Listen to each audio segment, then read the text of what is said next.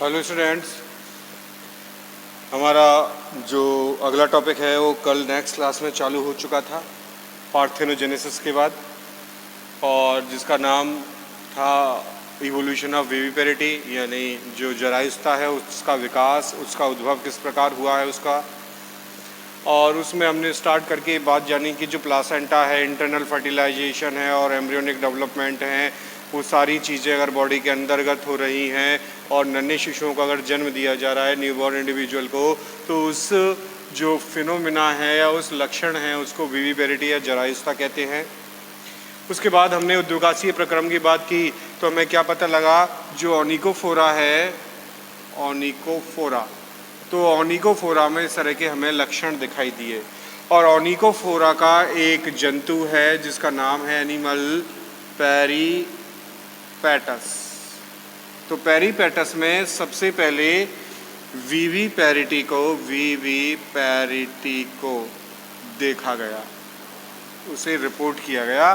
Peripatus में क्या देखा गया कि भाई यहाँ इंटरनल फर्टिलाइजेशन होता है, इंटरनल फर्टिलाइजेशन होता है, क्लियर है। उसके बाद में जाइगोट बनता है और जाइगोट का जो डेवलपमेंट है वो यूटेरस टाइप की जो रचना है, संरचना, स्ट्रक्चर जिसे कहेंगे, वहाँ देखने को मिलता है। तो ये इसके बाद ये नन्हे जो शिशु होते हैं उनको जन्म देता है। तो ये कि ये लक्षण किसमें देखने को मिलते हैं, हमें जरायुजता में देखने को मिलते हैं, विविपेरिटी में देखने को मिलते हैं।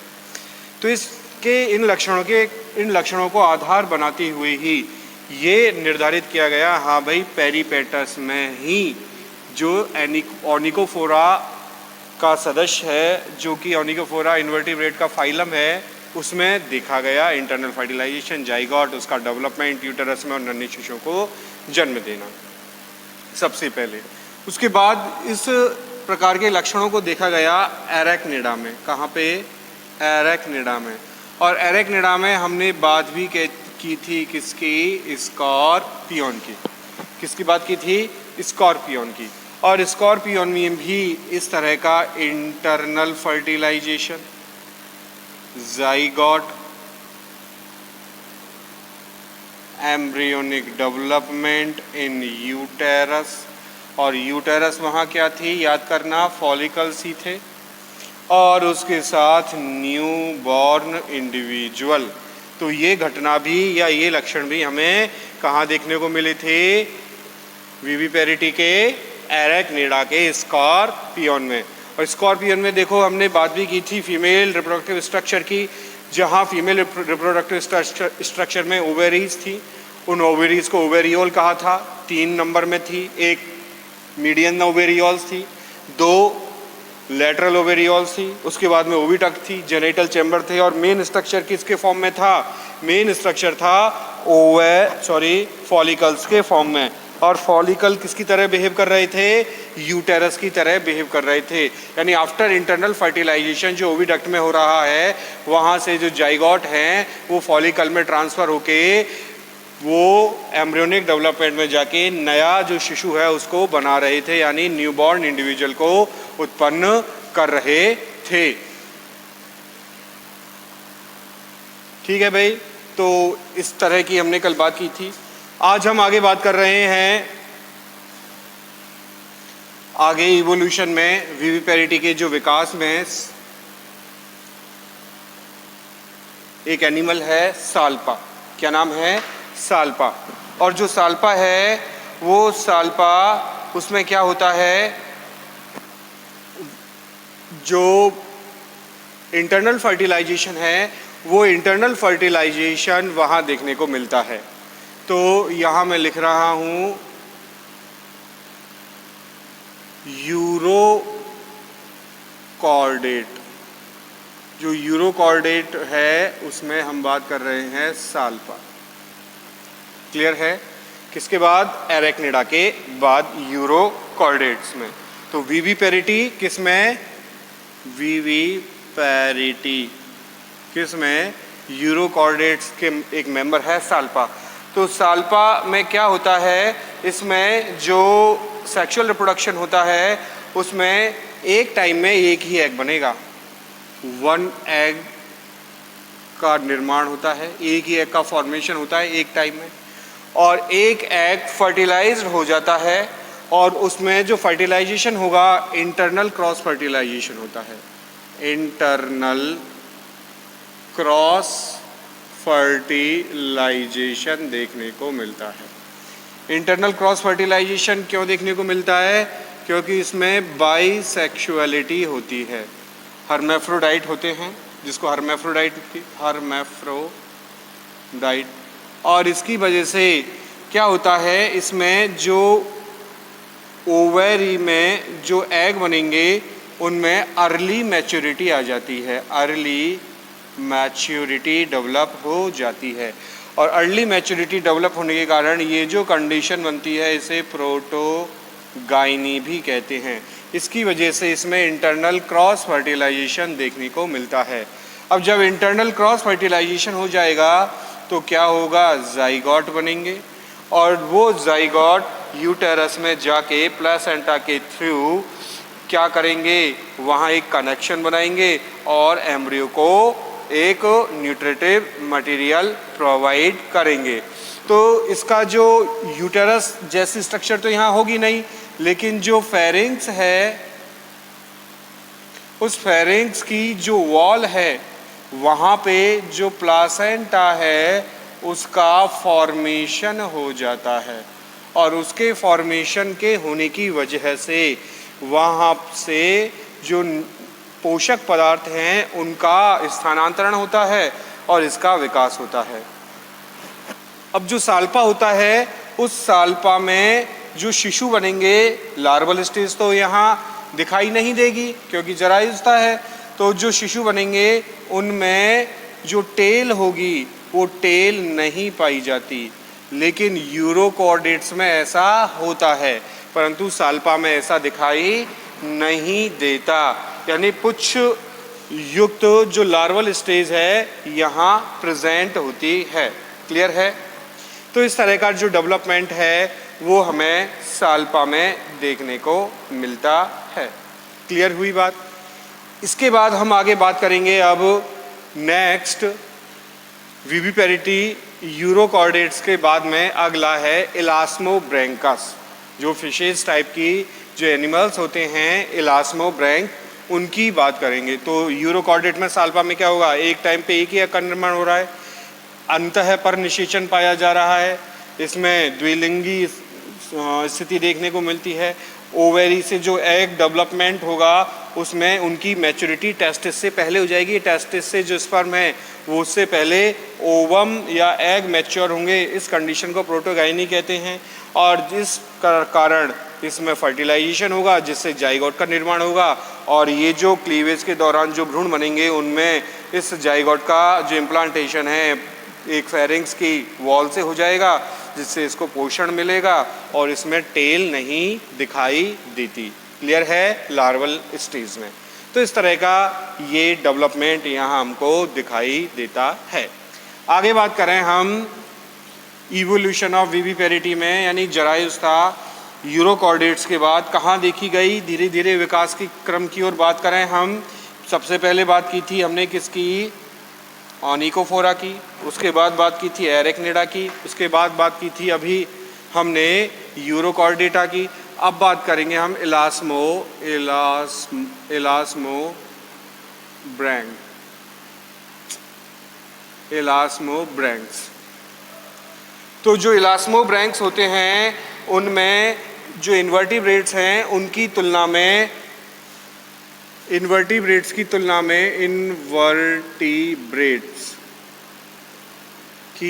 तुलना में अधिक जटिलता देखने को मिलती है।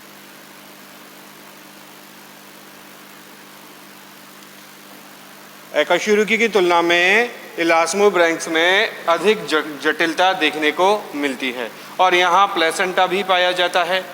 अगर हम बात करें यहाँ पे स्कॉलिडियन की, जिसे डॉगफिश भी कहते हैं, डॉग फिश, स्कॉलिडियन की। तो स्कॉलिडियन में क्या होता है भाई, वहाँ पे जो ओविडक्ट है उसका पोस्टीरियर पार्ट एक बड़ा बैग लाइक स्ट्रक्चर बनाता है जिसे यूटेरस कहते हैं, और उसी जगह एग्स का डेवलपमेंट होता है, और जो न्यू बॉर्न जो इंडिविजुअल हैं उस जगह से वहाँ बाहर निकलते हैं, और इनमें जो नंबर्स हैं न्यूबॉर्न इंडिविजुअल्स के वो अलग अलग जातियों में अलग अलग दिखाई देते हैं।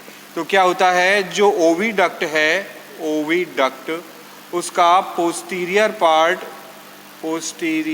भाग चौड़ा हो जाता है और एक बैग लाइक स्ट्रक्चर बनाता है, और ये भाग कहलाता है यूटेरस। और जो ये यूटेरस है, इस यूटेरस में भ्रूण का विकास होता है, यानी एम्ब्रियो का डेवलपमेंट होता है, और एम्ब्रियो का डेवलपमेंट होने के कारण यहाँ नए शिशु जन्म लेते हैं, यहाँ से जन्म लेते हैं। तो ये एक तरह से बर्थ कैनाल का भी यहाँ पे काम करेगा। तो यहाँ होता क्या है, जो यूटेरस है उस यूटेरस में नंबर ऑफ एम्ब्रियो कई हो सकते हैं, वो निर्भर करते हैं स्पीशीज़ पर, यानी ये वेरी कर सकते हैं 2 से लेकर 7 या और उससे कुछ अधिक, यानी एक ही टाइम में गर्भाशय में 2 से लेके 7 एम्ब्रियो एक साथ साथ इनका निर्माण हो जाता है। क्लियर है? दूसरी बात क्या है, इसका जो यूटेरस है उस यूटेरस में क्या होते हैं, म्यूकस लेयर्स बन जाती हैं, और म्यूकस लेयर बनने की वजह से जो ये यूटेरस है ये चैम्बर्ड हो जाता है, यानी इसमें कक्ष बन जाते हैं, कक्षों में ये विभाजित हो जाता है। जैसे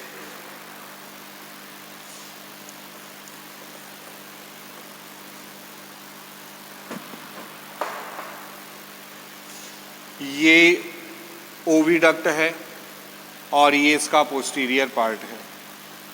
क्लियर है? और ये एक बैग लाइक स्ट्रक्चर है, इसे ही क्या कहा हमने, यूटेरस। इसे मैं ओविडक्ट। क्लियर है?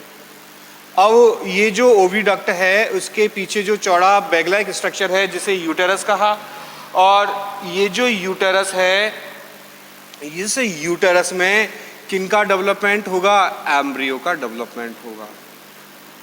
जैसे ये एम्ब्रियो का एक डेवलपमेंट इधर हो रहा है, एक एम्ब्रियो का डेवलपमेंट इधर हो रहा है, और एक एम्ब्रियो का डेवलपमेंट इधर हो रहा है, इस तरह से। और ये है सपोज वेजाइनल ट्रैक्ट। दूसरी ओर ये ओविडक्ट है, ये वेजाइनल ट्रैक्ट है। अब यहाँ ये 3 ग्रोइंग एम्ब्रियो हैं, 3 ग्रोइंग एम्ब्रियो। लेकिन क्या होगा, चलो यहाँ 3 एम्ब्रियो ग्रो कर रहे हैं, तो यहाँ क्या होगा, यूटेरस में मस्कुलर लेयर्स बन जाती हैं, सॉरी म्यूकस लेयर्स बन जाती हैं, और उन म्यूकस लेयर से जो यूटेरस है उसका विभाजन हो जाता है। तो ये म्यूकस की ये लेयर बनेंगी इस तरह से, एक लेयर ये बन गई यहाँ से यहाँ तक। तो यहाँ हमें 3 चैम्बर देखने को मिल रहे हैं। कितने चैम्बर्स? 3 चैम्बर्स यहाँ बन जाते हैं। तो इस तरह से जो म्यूकस लेयर है वो गर्भाशय को विकसित हो रहे भ्रूणों की संख्या के आधार पर उतने ही कक्षों में बांट देती है, और साथ में यहाँ एक फ्लूइड भरा होता है जो ग्रोइंग एम्ब्रियो को प्रोटेक्शन प्रोवाइड करता है जर्क से भी। ठीक है? तो यहाँ सभी चैम्बर्स में यूटेराइन फ्लूइड भी भरा रहता है, यूटेराइन फ्लूइड, जो प्रोटेक्शन करता है विकसित हो रहे भ्रूणों की। अब ये जितने भी भ्रूण हैं उन भ्रूणों से किसका विकास होता है, इनसे एक स्ट्रक्चर जुड़ी रहती है जो पहले ही बन जाती है, जिसे प्लासेंटा कहते हैं। और ये जो ट्यूबुलर स्ट्रक्चर है ये यॉक सैक से यहाँ इस तरह से जुड़ी रहती है, ये जिसको मैंने हाईलाइट किया है। चलो इसको मैं इधर बना देता हूँ और इसको मैं इधर बना देता हूँ इस तरह। तो जो विकसित हो रहे भ्रूण हैं उनमें पहले से ही क्या बन जाता है, एक ट्यूबुलर स्ट्रक्चर बन जाती है और उससे क्या होता है, जो ग्रोइंग एम्ब्रियो है वो न्यूट्रिशन प्राप्त करता है। तो ये क्या है, ये ट्यूबुलर स्ट्रक्चर यॉक स्टॉक है, यॉक वृंत। इसे पीतक वृंत भी कहते हैं। क्या कहते हैं, पीतक वृंत। वापस कह रहा हूँ मैं, जो भ्रूण विकसित हो रहे हैं उनसे शुरू में क्या होता है, एक नलिका समान रचना विकसित होती है जो पीतक वृंत कहलाती है। क्यों, क्योंकि ये पीछे की ओर किससे जुड़े रहते हैं, यॉक सैक से जुड़े रहते हैं। तो ये जो स्ट्रक्चर होगी ये कहलाएगी यॉक सैक। तो ये हुआ यॉक स्टॉक और ये जो पीछे जो स्ट्रक्चर होगी इसे यॉक सैक यानी पीतक कोश कहेंगे। क्या कहेंगे, पीतक कोश। ये पीतक कोश है जहाँ न्यूट्रिटिव मटेरियल भरा हुआ है और इसी पीतक कोश से ये जो ट्यूबुलर कनेक्शन है वो विकसित हो रहे भ्रूण को रिक्वायर्ड अमाउंट में क्या प्रदान करता है, पोषक पदार्थ प्रदान करता है, जिससे इसकी प्रॉपर ग्रोथ होती रहती है। और लास्ट में क्या होता है, जब पीतक कोश में लगभग पीतक यानी यॉक कंप्लीट ख़त्म हो जाता है तो ये जो स्ट्रक्चर है यॉक स्टॉक ये डिग्रेड होकर क्या बनाती है, ये यॉक सैक प्लासेंटा का फॉर्मेशन करती है। किसका फॉर्मेशन करती है, यॉक सैक प्लासेंटा का यहाँ पे निर्माण करती है। कब, जब पीतक कोश से उसका पोषक पदार्थ खत्म हो जाता है और ये जो रचना है वो डिग्रेड होकर यॉक सैक प्लासेंटा में कन्वर्ट हो जाती है। अब क्या होता है, जो ये प्लासेंटा है इसके बनने के साथ साथ जो यॉक स्टॉक है उसकी जो नलिकाकार रचना है उसमें क्या होता है, रक्त वाहिनियाँ भरने लगती हैं। जो यॉक सैक है उसमें ब्लड वेसल बनने लगेंगी और बनने लगने के बाद वो परिवर्तित हो जाती हैं यहाँ पे यॉक कॉर्ड में।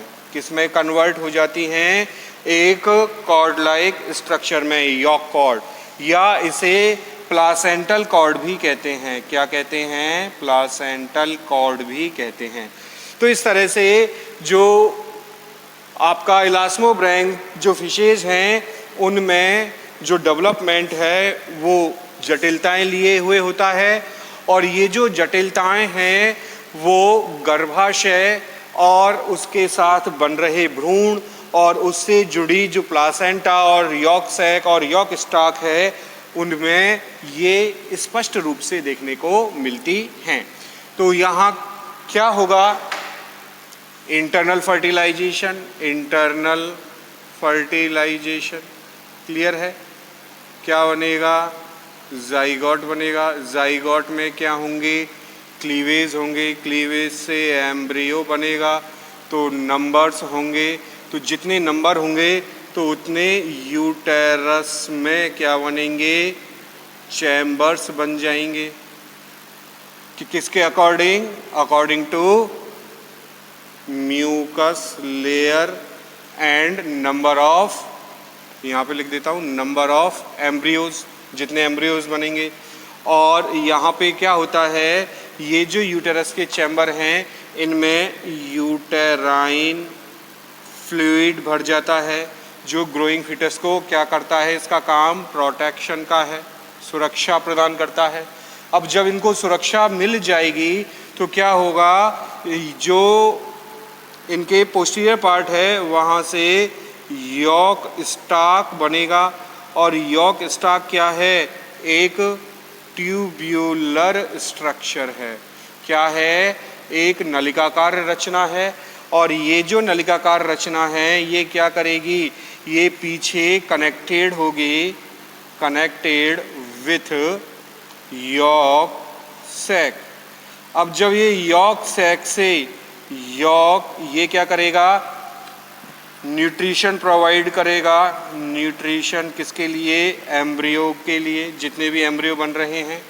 अब ये यॉक सैक से जब यॉक समाप्त हो जाएगा तो क्या होगा, जो यॉक सैक यहाँ समाप्त हुआ था तो ये डिग्रेड होके क्या करेगा, यॉक सैक प्लासेंटा बनाएगा। क्या बनाएगा, यॉक सैक प्लासेंटा। और जो ये ट्यूबुलर स्ट्रक्चर है इसमें बन जाएंगी ब्लड वेसल्स बनने लगेंगी। क्या बनने लगेंगी, ये ब्लड वेसल्स। और इससे एक कॉर्ड बनेगा जिसे क्या कहेंगे, प्लासेंटल कॉर्ड कहा जाएगा। तो सिक्वेंशली इस तरह की यहाँ क्या बनने लगती है, एक कॉम्प्लेक्सिटी बनने लगती है। क्लियर हुआ। तो इंटरनल फर्टिलाइजेशन, जाइगोट बना, जाइगोट में क्लीवेज हुए, एम्ब्रियो बने, एम्ब्रियो अपने अपनी जगह अरेंज हुए। अगर एक से ज़्यादा एम्ब्रियो हैं तो म्यूकस लेयर बनी। और म्यूकस लेयर क्या करेगी, इस गर्भाशय को कक्षों में विभाजित कर देगी according to the number of embryo. अब क्या होगा, इसके अंदर प्रत्येक कक्ष में एक द्रव भर जाएगा जो इसकी प्रोटेक्शन करेगा। उसके बाद क्या होगा, यॉक स्टाक डेवलप होगा, यॉक व्रंत, पीतक व्रंत, जो एक नलिकाकार रचना के रूप में पीछे की ओर किससे जुड़ा होगा, पीतक कोश से, यानी यॉक सैक से जुड़ा होगा। अब क्या होगा, ये यॉक सैक जब जब भ्रूण विकास करेगा उसको लगातार उसकी आवश्यकता अनुसार पोषक पदार्थों को उपलब्ध करवाएगा। अब जब यॉक सैक से पोषक पदार्थ खत्म हो जाएंगे, पीतक समाप्त होने लगेगा, तो पीतक के समाप्त होते ही क्या होगा, जो यॉक सैक है वो रिड्यूस होकर यॉक सैक प्लासेंटा बनाएगा। क्या बनाएगा, यॉक सैक प्लासेंटा बनाएगा। ये यॉक सैक किस में बदल जाएगा, प्लासेंटा में, जिसका नाम क्या होगा, यॉक सैक प्लासेंटा। क्लियर हुआ। देन आफ्टर क्या होगा, जो आपकी जो ट्यूबुलर स्ट्रक्चर थी जिसे यॉक स्टाक कहा गया, उसमें उसका डिग्रेडेशन चालू होगा और उसमें ब्लड वेसल्स का फॉर्मेशन हो जाएगा। और ब्लड वेसल्स का फॉर्मेशन होने के साथ ही वहाँ ये स्ट्रक्चर प्लासेंटा कॉर्ड के नाम से जानी जाएगी। क्लियर है। क्या बनाएगी, प्लासेंटा कॉर्ड। अब ये जो कॉर्ड है, ये कॉर्ड एक सिरे से किससे जुड़ी होती है, यॉक सैक प्लासेंटा से जुड़ी होती है, और दूसरे सिरे से ये जो इसके फिन्स होते हैं उनके मार्जिनल एंड से जुड़ी रहती है। क्लियर हुआ। एक और तो ये यॉक सैक प्लासेंटा से जुड़ी होगी यॉक कॉर्ड, और दूसरी ओर जो फिन्स होते हैं उनके सीमांतीय जो एंड होते हैं उन मार्जिनल एंड से जुड़ी रहती है। क्लियर है। इसके बाद क्या होता है, इसका जो सिरा है प्रत्येक गर्भाशय और जो चैम्बर है और वेजाइनल के समीप क्या होता है, एक कनेक्शन बनाता है और चारों ओर उसके एक कवरिंग बना लेता है। क्या बना लेता है, चारों ओर उसके एक कवरिंग बना लेता है। तो आगे हम इसकी बात करें, प्लेसेंटल कॉर्ड क्या करेगी।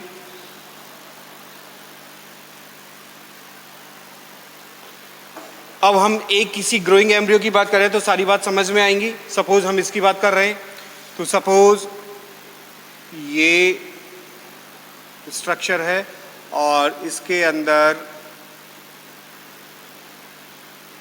ये ग्रोइंग फीटस है और जो धीरे धीरे डेवलप हो रहा है, और ये इसकी फिन्स हैं, ये आईज हैं, और इसी एरिया से जो फिन डेवलप होंगी इन फ्यूचर, यहाँ से ये कॉर्ड डेवलप होगी और नीचे क्या है, जो चैम्बर्स हैं उन चैम्बर्स में ये कॉर्ड बार बार क्या कर लेगी, डिवीज़न कर लेगी।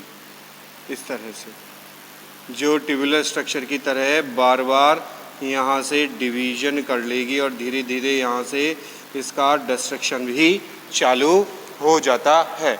और बार बार डिवीज़न करने से क्या होता है, ये जो प्लासेंटा है, जितने भी जो एम्ब्रियो होंगे, जितने भी एम्ब्रियो हैं उन चारों के ऊपर ये लिपटी रहेगी प्लेसेंटल कॉर्ड और उसको अच्छी तरह से थामे रखेगी। ये कहलाती हैं एपेंडिक्यूल्स। एपेंडिक्यूल्स क्या कहलाती हैं, एपेंडिक्यूल्स। और जब ये भ्रूण पूर्णतया विकसित हो जाएगा तो ये रचना यहाँ से बाहर निकलकर नए जो शिशु है उसको जन्म दे देती है। तो इस तरह से जो इलास्मोब्रैंक्स हैं उसमें यूरोकॉर्डेट्स, एरेक्निड या ओनिकोफोरा की तुलना में काफ़ी अधिक क्या देखने को मिलती है, हमें कॉम्प्लेक्सिटी देखने को मिलती है। तो ये लास्ट पार्ट किसका होगा, यॉर्क सैक का होगा। और ये क्या है, ट्यूबुलर स्ट्रक्चर, यॉर्क कॉर्ड जिसे प्लेसेंटल कॉर्ड भी कहा था। ठीक है, अब ये वापस इसके थ्रू जब ये डेवलप हो जाएगा तो ये बाहर आ जाएगी और बाहर आने के बाद न्यू बॉर्न जो इंडिविजुअल है वो इजीली धीरे धीरे नए रूप में विकसित हो जाएगा। Thank you very much.